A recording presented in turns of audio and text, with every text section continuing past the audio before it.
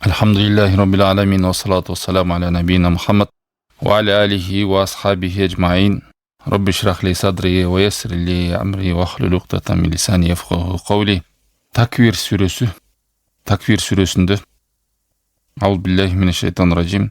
Аллах Таалам мындай дейт: "Ида шамсу кувират, ва ида нуджумун кадарат, ва идал жибалу суйрат, ва идал айшару уттилат, ва идал вухушу хушират, ва идал бихару суджират, ва ида нуфусу зувwijat, ва идал мау'удат суилат, би ай замбин кутилат, ва ида сухфу нушират, ва ида самау кушитат, ва идал жахиму су'ират, ва идал джаннату узлифат, алимат нафсум ма ахтарат." Аллах Таалам ушул кыямат кайымдын болгон кездеги абалды сүрөттөйт. Ошол кыямат кайым болгондо асмандын абалы кандай болот, тоолор кандай болот, аалам кандай болот, жер бетиндеги айбандар, жан жаныбарлардын абалы кандай болот, ушул жанагы алтын, күмүш, бул дүйнөдөгү эң баалуу болгон заттарга адамдын көз карашы кандай болот, душман болуп жүргөн адамдар кандай мамиле кылып калат, керек болсо жырткыч болгон, карышкыр койду издеп жүргөн жырткычтар бири-бирине чабуул жасап жүргөндөргө чейин биригип калгандыгы бүт ушул убакыт сүрөттөлөт. Тозоктун абалы, бейиштин абалы. Ошол сөздүн башында эле идашамсу кувират деген күн оролуп, нуру жоголуп, кийимди кадимкидей эле оролуп калат го. Кийимди бир материалды, мисалы аялдардын жолугу дейли, же болбосо кандай гана кийим ороп салат. Уну ошондой деңгээлде күн дагы кыямат күндө Аллах Таалам ороп салат экен. Элестетип көрүңүздөр, күн кандай өзү чоң, жерден канча эсе чоң. Мына ааламга жаркырап күндүн жарыгы тийип турат. Кыямат кайым болгондо ушу күндүн нуру жоголот жана Алла Таалам бул күндү кийимди орогондой эле тоголоктоп туруп, ороп туруп тозок кыргытат. Хадисте ушундай деп келет: тозок кыргытат. Себеби тозокто бул дүйнөдө күнгө сыйынган топ адамдар бар. Мына силер ушу күнгө сыйынып жүрдүңөр эле, эми ушу күнүңөргө сыйынганыңарга баргыла, ушу менен тозокто калгыла деп Алла Таалам тозоктун ичине күн ыргытып жүрөт. Эгер ушу тозоктун ичине күн ушундай батып кетип атса, тозоктун чоңдугун элестете бериңиздер. Күн өзү кандай чоң. Иннакум ва ма та'будуна мин дуниллах хасаба жаханнам. Силер Аллахтан башкага сыйынып жүрдүңөр эле, мына силердин тозок жайыңар деген аят бар. Мына ошол жерге силер келдиңер дейт. Ал эми ушулардын арасынан жалгыз Аллахтын өзүнө сыйынып жүргөндөрдү тозокко түшпөйт деген. Жакшылык берилген Аллах Тааланын өзүнө сыйынып жүргөн адамдар ал тозоктон оолак болот деген. Ла ясмауна хасисахум ва хум фи маштахат анфусухум халидун. Алар жаман сөз, эч кандай кайгы нерсени угушпайт. Алар түбөлүк өздөрүнүн нафси каалаган жакшы жерде бейиште калышат деген. Элестетиңиздер, бул дүйнөдө кайсыл адам эмнеге таянып, кайсы нерсеге сыйынып жүргөн болсо, кыямат кайымга барганда мына ошол сыйынганыңар баргыла, таянган нерсеңерге баргыла деп Алла Таалам айтат. Ошон үчүн туугандар, бул ширк өтө коркунучтуу нерсе. Кимге сыйынган болсо, Алла Таалам бул дүйнөдө деле ошондой, ошого таштап коет. Аллахтан башка нерсеге таянып жүргөн адамды эмнеге таянсаң ошого бар дейт. Мына ошол күнгө, айга, отко, сууга, булакка жана ыйык жерлерге сыйынып өтүп кеткен адамдар Аллахтан башкага сыйынгандар, Кудай сактасын. Же болбосо Аллахка шерик кошкондор. Мына ушул кыямат кайым болгондо элестетип көрүңүздөр, кандай адамдын акылына сыйбагандай коркунучтуу абал. Күндү кийимди орогондой ороп туруп тозок ыргытып салып атса. Ва идан нужумун кадарат. Кийинки аятта ал эми жылдыздар кыйрап, төгүлүп, мындай тыпырап эле түшөт дейт. Мындай асмандагы, ааламда турган жылдыздар ордуларынан жылып түшүп кетет. Канча деген жылдыздар бар. Мына ушулардын бардыгы уже миссиясы бүттү, мөөнөтү бүттү, кыяматка болгондо бардыгы кулап түшөт дейт. Жылдыздар топурап түшүп аткан кезде дейт. Биз айлыга чейин жообун уга элекпиз. Мындан ары эмне болор экен? Алла Таалам айтып келатат. Күндөр оролгон кезде, нуру жоголгон кезде, жылдыздар топурап жерге түшкөн кезде, жерге дебей түшкөн кезде. Аалам чоң да. О идал жибалу суйрат. Ал эми тоолор пактадай, үлбүрөгөн нерседей болуп, асманга сапырылып, жүнгө окшоп тытылып учурулган кезде. Элестетиңиздер, тоо деген кандай казыктай кагылган, тим эле туруктуу, бекем, жердин нугун сактап турган нерсе. Жерге казыктай кагылган тоолорду деген. Мына ошол кыямат кайымда ошондой бекемдиги менен, туруктуулугу менен тура албастан сапырылган жүнгө окшоп, жана жаз келгенде эме бар го, өсүмдүк үстүнө аппак эмне деп коет, акым күкүмдей эмне дейт кыргызчасын. Үйлөп койсоң учат го. Мына ошондой абалда тоолор сапырылып учуп калат дейт. Ва суйратул жибалу факанат сараба деген. ошондой болуп үлбүрөп асманда тоолор учуп калат деген. Кыямат кайым болуп аткан абалда. Ойдал айшару оттилат.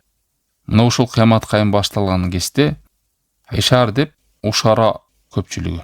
Бул арабтар сүйгөн, эң баалуу деп көргөн, кымбат, эң байлары суктанган нерсе төөнүн бири да, мындайча айтканда аябай кымбат төөлөр болгон. Ушундай нерселер бооз болуп турса дагы бул андан да кымбат болгон да, баалуу болгон. Ушуну да Аллах Таалам сүрөттөгөн. Мындайча айтканда аябай баалуу нерселер адамдардын көзүнө көрүлбөй калат.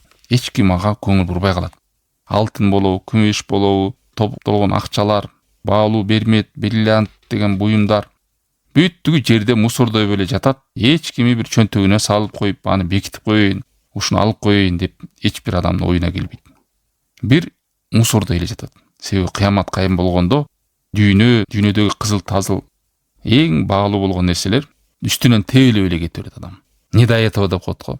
Ага да ой келбейт. Себеби ал күндө яума яфирул мар'у мин ахи, бир туугандан бир тууган качкан күн, энеден бала, баласынан эне, атасынан бала, аялынан күйөөсү, күйөөсүнөн аялы, туугандар бири-биринен качкан, достор бири-биринен качкан убакыт. Себеби ар бирине ликулли мриим минхум яума идин ша'ну югни. Ар бирине өзүнө жетишерле турган, өзүнө жетиштүү ою, камы, сар санасы бар. Көздөрү тостоюп, жана абалдан коркуп, элестетиңиздер, жаш баланын чачы агарып кете турган күн. Эмгизип аткан баласын ыргытып сала турган күн. Мына ошондой баалуу нерселер ташталып, жөн эле мусордой болуп жерде бутка чалына турган учур дейт. Себеби адам баласынын башына бир кыйынчылык келгенде бүт нерсени унутат. Билесиздер, кичине жер титирөө болуп, жана ызы чуу болгондо эле кандай адамдар паникага барышат. Бул дүйнөдөн эле кичине нерседен эми кыямат кайым болуп атканды элестетиңиздер. Во идал ухушу хушират дейт. Ал эми жапайы айбандар үркүп бир жерге чогулуп калышат дейт. Мындайча айтканда кой менен карышкыры деле, арстан, аю, кандай жырткычтар бар. Башкаларга кол салат эмеспи? Эч ким бири-бирине кол салбастан баары топтолуп калышат дейт.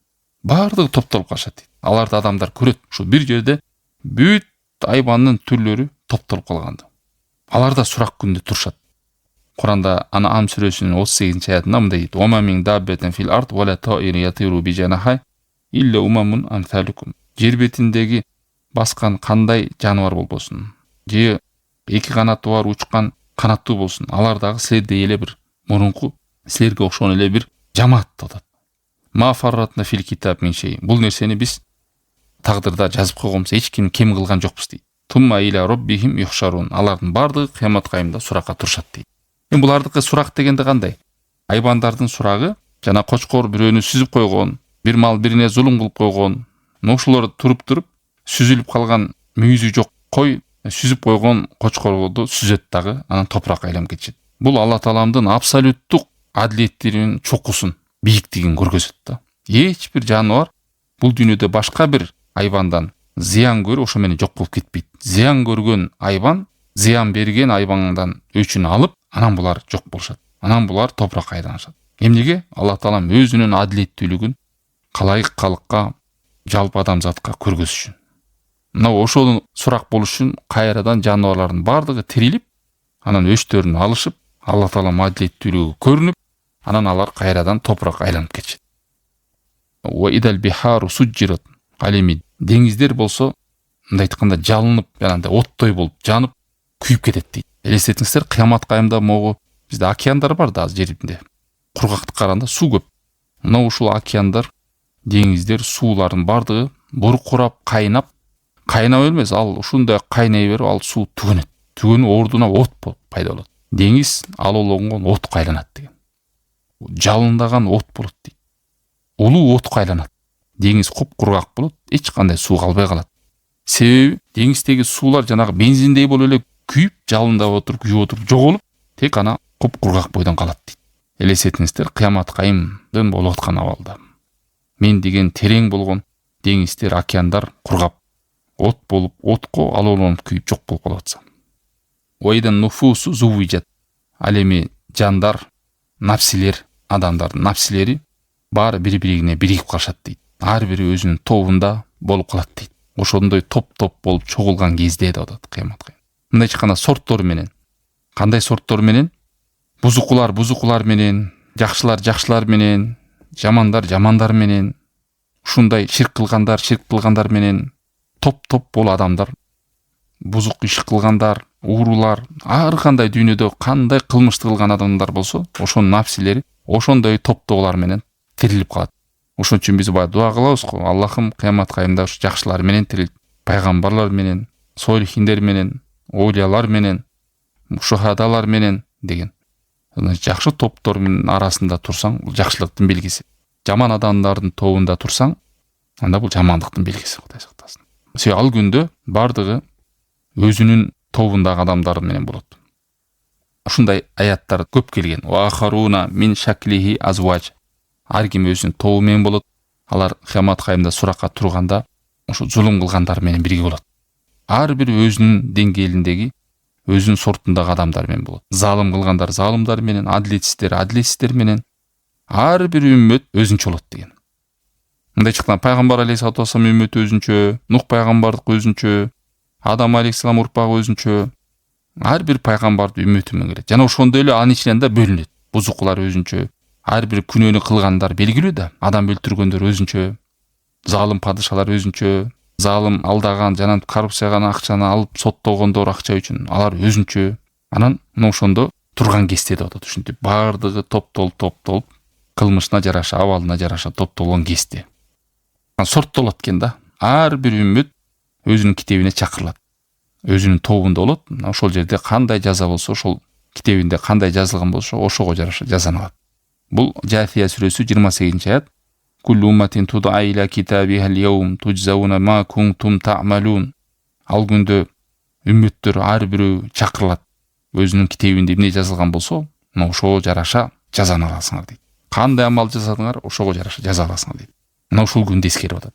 Али кечен жооп келе элек туугандар, караңыздар, Алла Таалам айтып берип атат. Күн оролгон кезде, жылдыздар түшкөн кезде, тоолор тытылып жүндөй болуп асманга учкан кезде, адамдардын көзү кызыккан байлыктар ташталып, буттарга чалынып, эч ким көзү илбеген кезде, жан-жаныбарлар, бардык айбандар үркүп, бири-бирине чогулуп турган кезде, деңиздер алууланган отко жанып, суулары жок болуп турган кезде, керек болсо жандар, адамдар бири-бирине топтолуп, коштолуп турган кезде деп айтып атат. Андан кийин эмне болот экен, али кабарын бере элек деген сөз. Ва идал мауудату суилат. Мына ошол күндө дейт, би айдан бин кутилат. Жаш наристелер суралат дейт. Мындай тирүүлөй, көмүлүп, өлтүрүлүп калган бөбөктөр, кыздар, жаш кыздар өлгөн кездер, ошол күнү эмнеге силер кайсы күнөөңөр үчүн өлтүрүлдүңөр деп суралат дейт. Себеби билесиздер, жахилия караңгы доордо исламга чейин белгилүү болгон, кимде ким кыз төрөлгөн болсо, бул уят болгон, шерменде болгон. Элдин бетин кантип карайм, эмне дейт деген мындай бир караңгы түшүнүк болгон, Кудай сактасын. Анан ошол кыздардын уялгандыгынан, муну кантип мен күйөө көрөм, кандай болот деп уят, аар деп коет, мындай бир шермендедей көрүшкөн да. Анан эптеп ошону айрымдар 8 жашка чейин баккан, айрымдар 5 жашка чейин, айрымдар ушу балагатка жеткизбей, бая күйөөгө тийгенге чейин багып карап туруп, анан өлтүрүп салган. Айрымдары тирүүлөй көмүп койгон дейт. Себеби айрым асарларда келет, атасы көмүп аткан кезинде ата тердедиңиз деп бетин сүрткөндүгү, чекесин сүрткөндүгү, сакалынан чаңдар сүрткөн кыз. Билген эмес ал жаш кыз. Ошол жерге тирүүлөй көмүлүп каларын. Буну сүрөттө Алла Таалам Нахл сүрөсүнүн 58-аятында «Ва ида бушшира ахадухум бил унса долла важху мусвадда ва хува казим» дейт. Эгер алардын бирине сен кыздуу болдуң деп сүйүнчүлөсө, жүзү карайып, ушундай көңүлү чөгүп кеткен. Сарсана, кайгы-капак болуп. Элестетиңиз, наристе өлүү болгону, кыздуу болгону кубанышкан эмес. Жан дүйнөсү кысылып, жүзү карайып, кайгыга, сарсанага баткан. Кайгырып, стресс болгон да, ушундай доор болгон. Мумталиан хамман вагам ятавара минал кавм. Ошол кызын бир 8-9ка чоңойткончо керек болсо жашыртып, адамдарга айтпастан баккан да айрымдар. Себеби ошондой адат болуп калган. Элинде ошондой салт болуп калган. Адамдар ошого үйрөнүп калган. Көрдүңүздөр, бул жанагы эл эмне дейт, анан журт эмне дейт, туугандар эмне дейт, анан элге уят болобуз деген бул кээ бир учурда ушундай бир туура эмес нерсе таркалат. Анан ушул адамдарга сиңип калат. Анан ал туурабы, туура эмеспи, акыйкат эмеспи, адам аны көңүлүнөн алып салат. Эң негизги мунун оюнун бардыгы эл эмне дейт. Мына ушул нерседен адам чыгыш керек.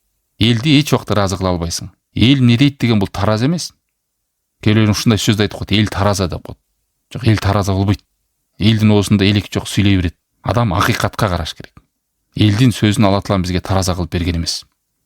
Болбосо кандай ырым-жырымдар, кандай сөздөр, кептер, туурасы да бар, туура эмеси да бар, бүт нерсе таркап кете берет. Ошентип адатта болуп кете берет. Мына бул доордо да ошентип айрым ата-энелер билген, кызын жакшы көргөн, бирок элдин сөзүнөн уялып тартынып отуруп, ошентип 8-9га чейин баккан кызын жакшы көрүп, бирок айла жок, чоңоюп калганда аны каяка багат? Эл эмне дейт деп туруп акыр барып түнкүсүн алып барып өлтүрүп жок кылган. Айрымдар 8-9га жеткирбей эле төрөгөндөн эле өлтүрүп салган. Мына ошондой доор сүрүлгөн. Ислам келип бул нерсени жокко чыгарган. Балким бир кызды багасыңбы, 2 кызды, 3 кызды тарбиялап иманга чоңойтуп, эрезеге жеткирип бере турган болсоң, бейиште пайгамбар алейхиссалату вассалам бирге болорун билген канча деген кызыктырган, чакырган хадистер бар. Ошон үчүн билиш керек да, Алла Тааламдын ыраазылыгы менен адамдардын наразылыгы карама каршы келип калса, Алла Тааламдын ыраазылыгын аткарыш керек. Алла Тааламдын каары менен адамдардын ыраазылыгы карама каршы келип калса, Алла Тааламдын каарынан коркуш керек. Анан эл эмне дейт, журт эмне дейт, уят эмеспи, тигилер эмне дейт деп динге каршы келип атса да, Алла Тааламдын сөзүнө каршы келип атса да, кээде уялгандан жасай берет айрымдар. Ошол элиң, ошол тигил эмне дейт, бул эмне дейт деген кылганың сага кабырда жардам бербейт. Ошол келип силер биз үчүн кылып койдуң эле айы деп туруп бербейт сага. Аллах Таалам бизге акыйкаттын көзү кылып, мына өзүнүн китебин түшүрдү Куранда. Акыйкат тараза деп пайгамбардын жөнөт. Пайгамбар алейхиссалату вассалам өлөрдө дагы ушундай 2 нерсени кармасаң адашпайсыңар дейт. Айткан жок, эл эмне десе ошо менен жүрө бергиле. Элдин оозунда тараза. Не десе ошого баш ие бергиле деген эмес.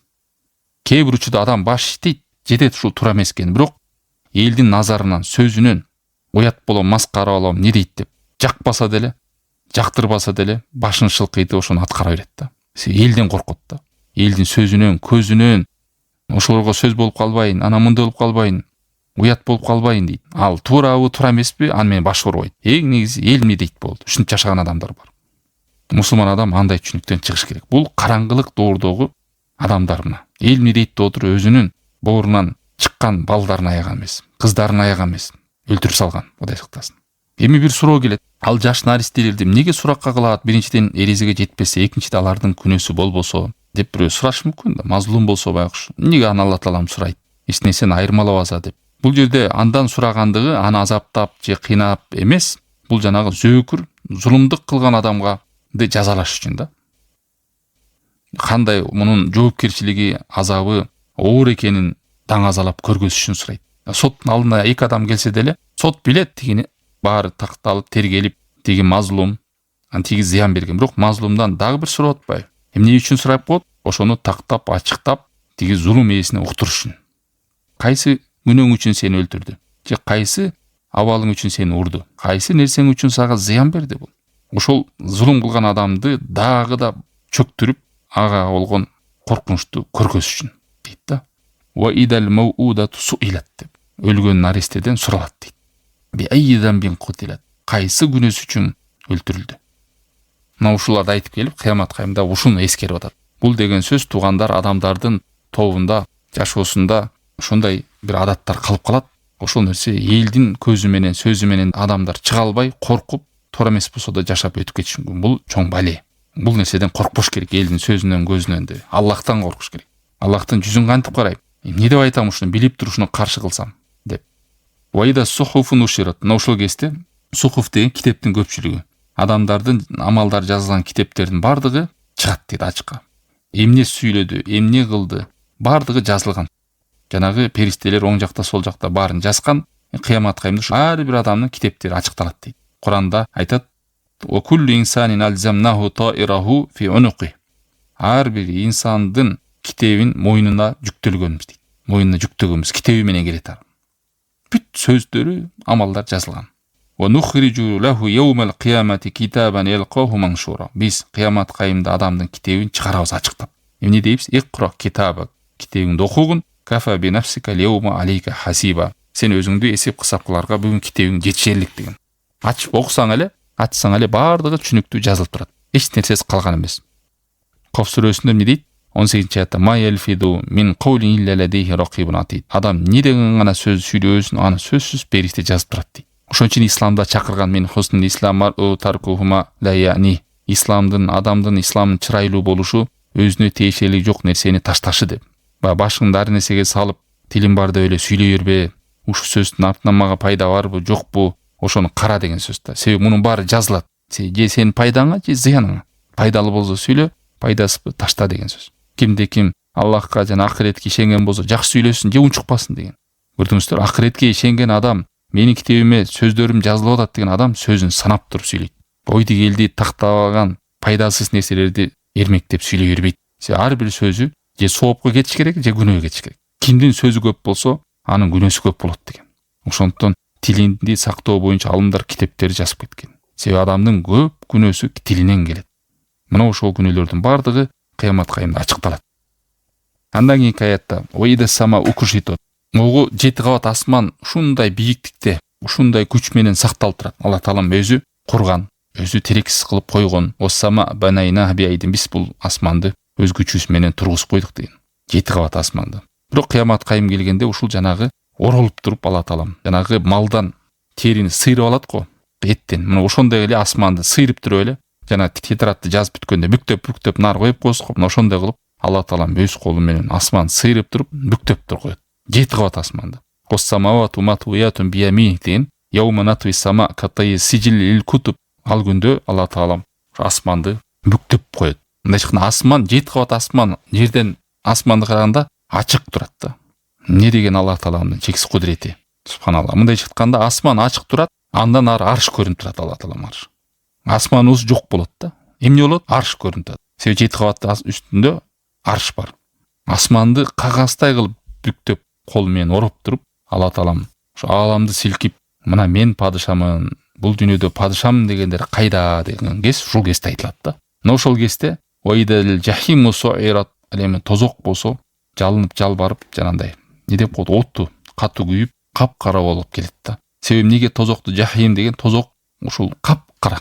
Отунда ушундай болгондугу капкара болот. Себеби ал жерде ал тозокту эмне менен күйөт десе, тозок ошо адамдар, жиндер менен кошо күйөт. Тозоктун отуну эмне менен алууланып күйөт десе, ошо тозокко түшкөн адамдар менен алууланып күйөт деп айтылат. Ошон үчүн жахим деген капкараңгы жер да. Алла таалам Куранда Тахрим сүрөсүндө айтып атат: "Я юхалладина аману ку анфусакум ахликун нар". Эй, Аллага ыйман келтиргендер, өзүңөрдүн жаныңар жана үй бүлөңөрдү тозоктон сактагыла. Вакудухан нас вал хижара. Себеби тозоктун оту адамдар болот деген. Таштар болот деген. Капырлар менен мына ошо тозок алууланып күйөт деген. Ва идал жаннату узлифат. Жана ал кезде бейиш дагы түшөт деген. Бейиш дагы көрүнөт да. Көз адамдын көзү көрбөгөн, кулагы укпаган, оюна келбеген, сыпаттап бере албаган, элесине түшпөгөн ушундай болуп бейиш кооздолот дагы. Элесте тозок кандай алууланып даярдалынып келсе, бейиш дагы ошондой кооздолот дейт. Кимдерге? Момундарга.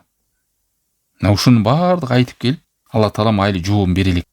Ушундай болуп калса, ушундай болуп келет, мындай болот, тигиндей болот. Жылдыздарды, күндү эскерди, тоону эскерди, адамдардын көзүнө кытышып кызыккан бул дүйнөдөгү байлыктарды эскерди, жырткыч жаныбарлардын топтолгонун эскерди, ушул деңиздердин кургап жок болуп, от болуп күйүп кеткенин эскерди. Адамдар топ-топ болуп өзүнө окшош адамдар менен топтолор эскерди. Бул дүйнөдө зулумдук менен өлгөн жаш наристелер эскерди. Эмне күнөө менен өлгөндүгү эскерилди. Жана адамдын китеби жазылып баардыгы чыгат. Асман тытылып, бүктөлүп ачылат 7 кабат асман. Ал эскерилди, тозоктун келгени, бейиштин келгени эскерилип, анан эми жообун берет. Эмне десе жообу?